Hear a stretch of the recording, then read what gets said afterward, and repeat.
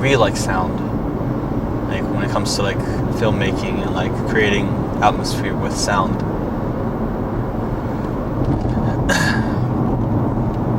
It really kind of like,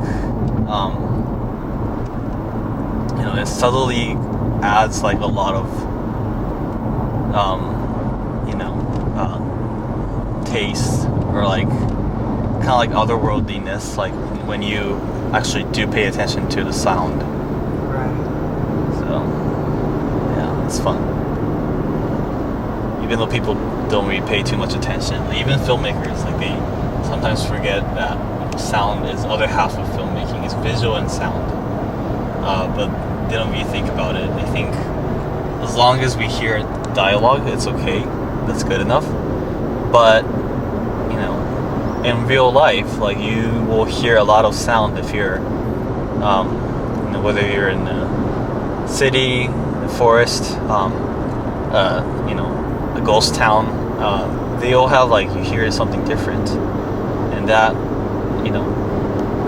definitely adds something to the world.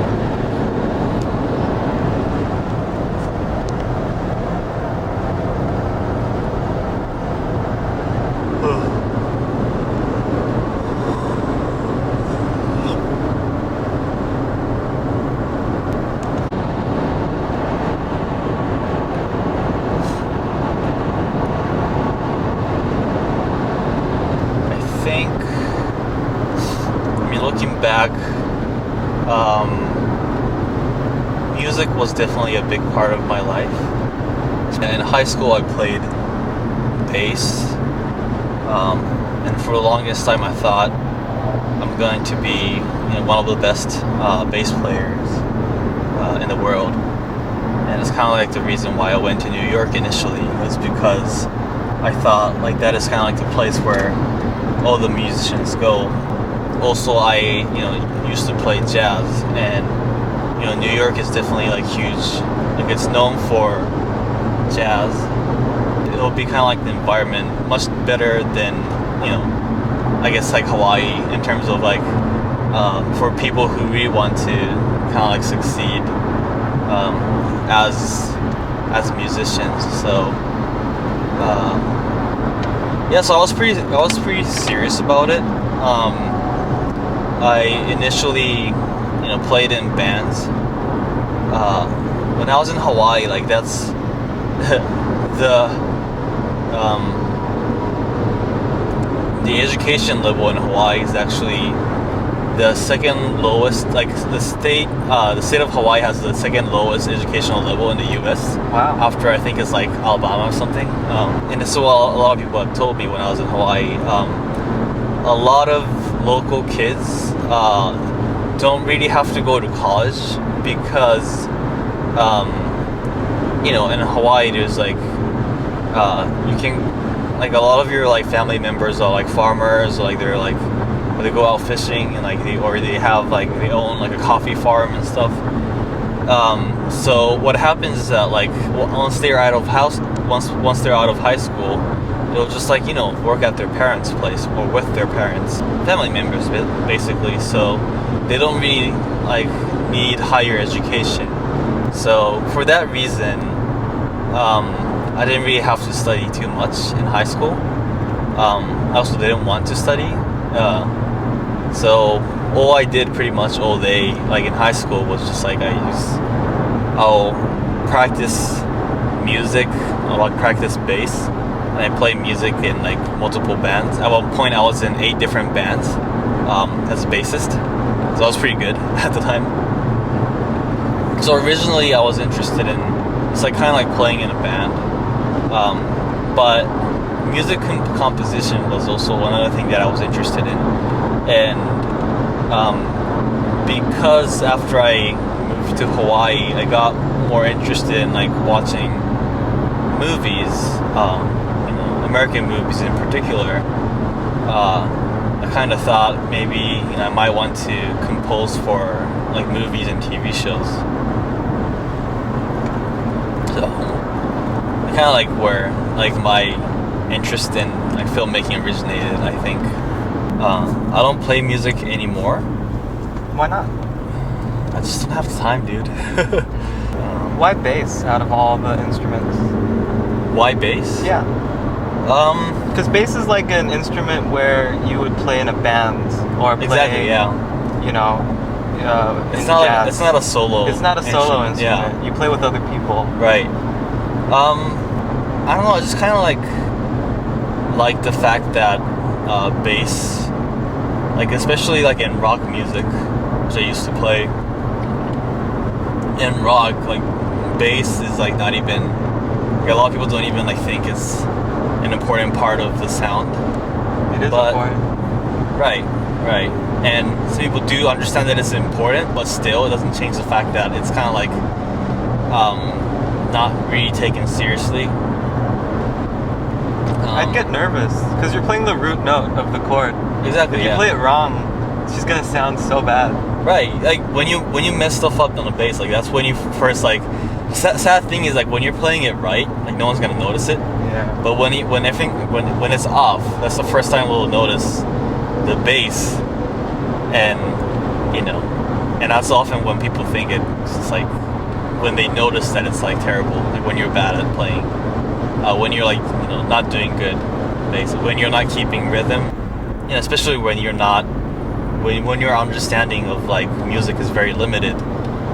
Bass is usually not the bass guitar is usually not the instrument that you select.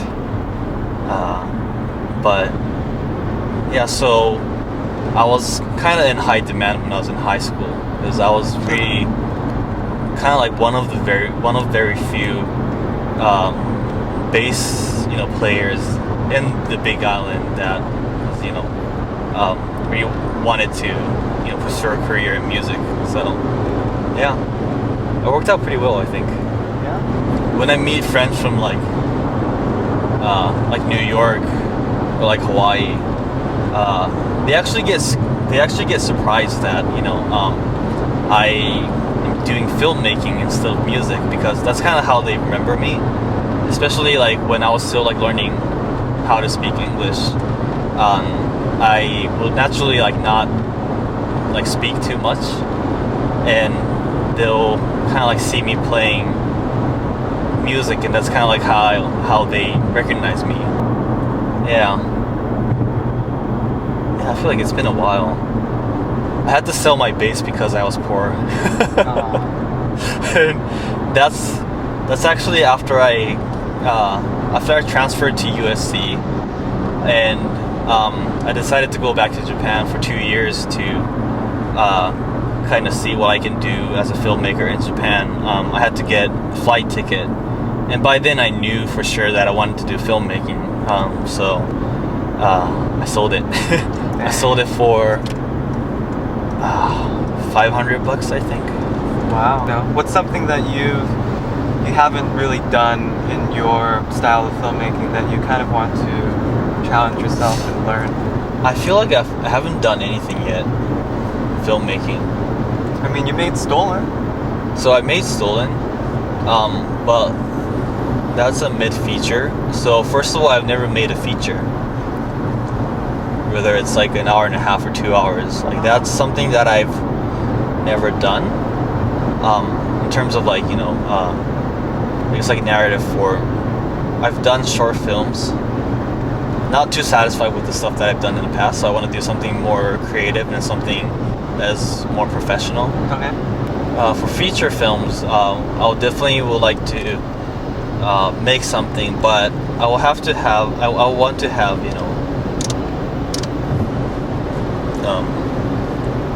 like certain level of quality. So I feel like I'm still like kind of in the middle of like exploring what I can do and what I should do. I'm definitely also interested in documentary filmmaking. I don't think it's gonna be my focus as a filmmaker continuing on, but it's definitely something that I want to do in the future.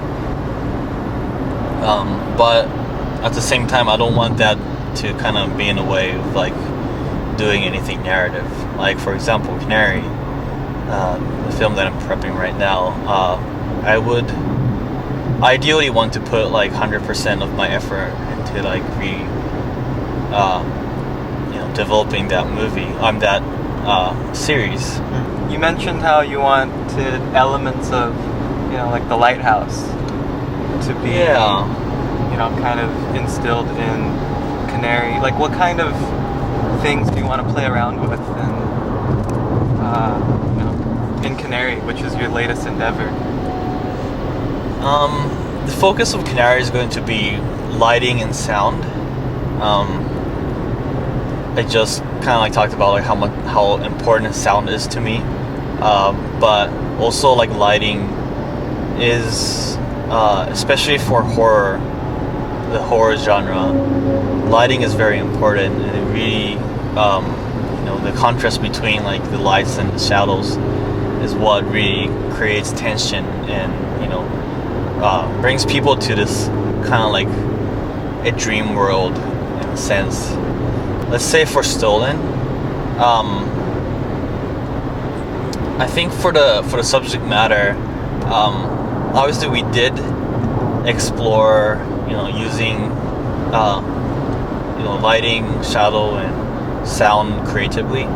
But for the subject matter, I don't think it needed to be really like the center of the film, and that's why we didn't. But for this one, it's something that really makes a difference between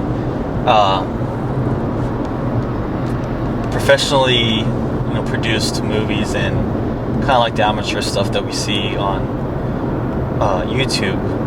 Is really like how much attention you pay into like constructing lighting and sound. And the lighthouses, I think, is a very cool example because like you're essentially at this one location, spending 90 minutes with only two guys. But for me, at least, like I never got tired of like watching people and like listening to them talk and like listening to like all the sounds that you hear at the lighthouse in this movie. What film can do is really like go into like someone's brain and kind of like visually, like through visuals and audio, show like what kind of stuff that people are going through.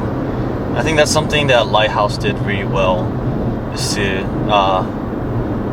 kind of like create that chaos and like that uneasiness.